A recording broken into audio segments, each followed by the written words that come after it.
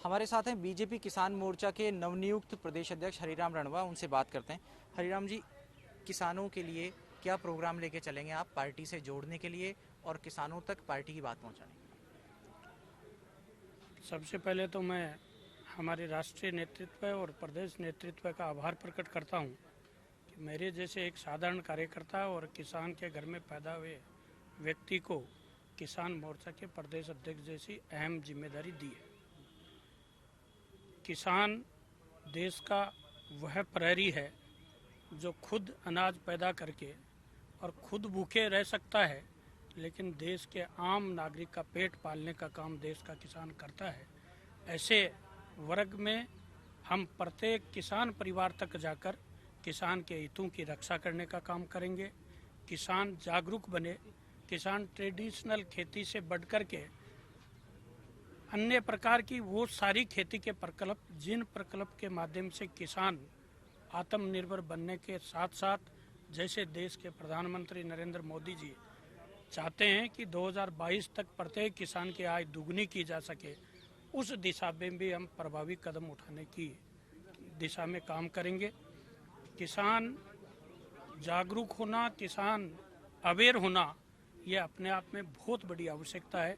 किसानों के लिए केंद्र की बहुत सारी योजनाएं चलती हैं।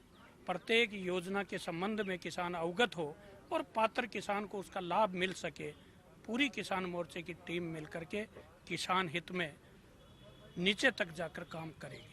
हरिराम जी, आप कह रहे हैं आप जैसे साधारण कार्यकर्ता को ये जगह मिली है, ये मौका मिला है, लेकिन पार्टी में चर्चा है कि आप तो असाधारण कार्यकर्ता हैं, क्योंकि पहले आप यूआईटी सीकर के अध्यक्ष रहे, शहरी क्षेत्र में काम किया और अब ग्रामीण क्षेत्र में आपको काम करने का मौका मिल रहा है।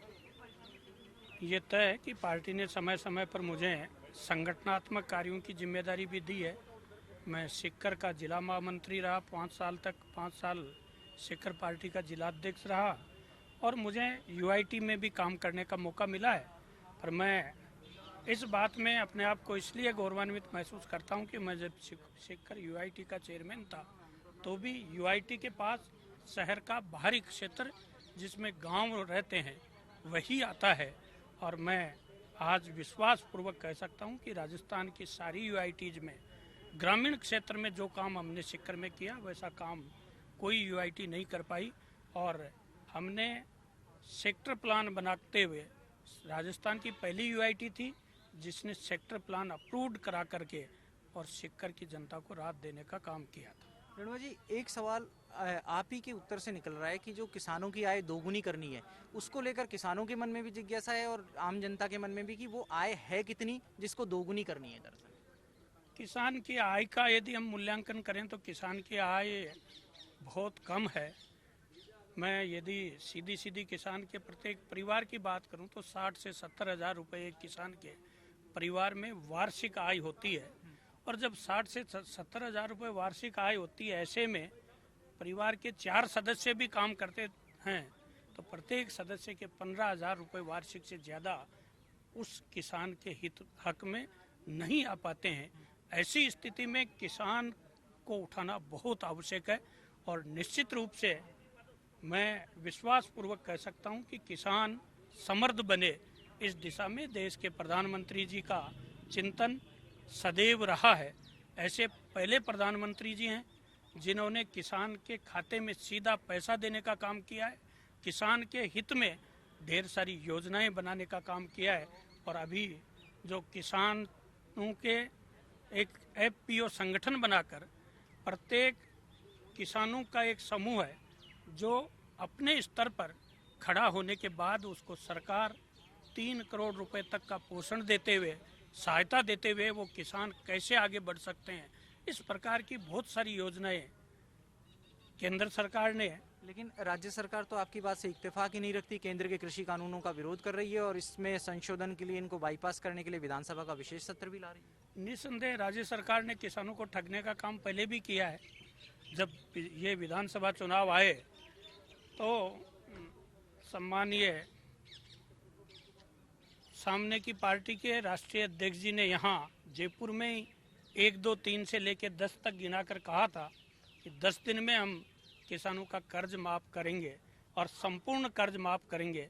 मुझे आश्चर्य होता है कि किसान कैसे ठगा गया, जिसका केवल अल्पकालीन ऋण वो माफ़ कर पाए, बाकी किसी प्रकार का कोई ऋण माफ़ उनसे नहीं हुआ।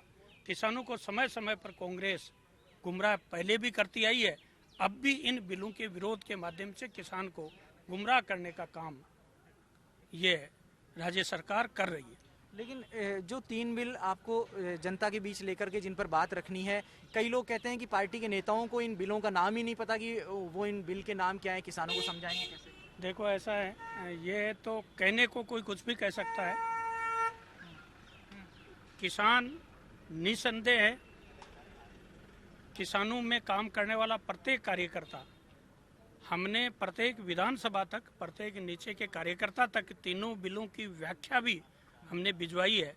और किसान के हित में काम करने वाले तीनों बिल, जिसमें ये सरकार बात करती है आज मंडी को लेकर, ये सरकार मंडी पर 2% टैक्स ले रही है, 1.6% एडिशनल टैक्स लगा रही है।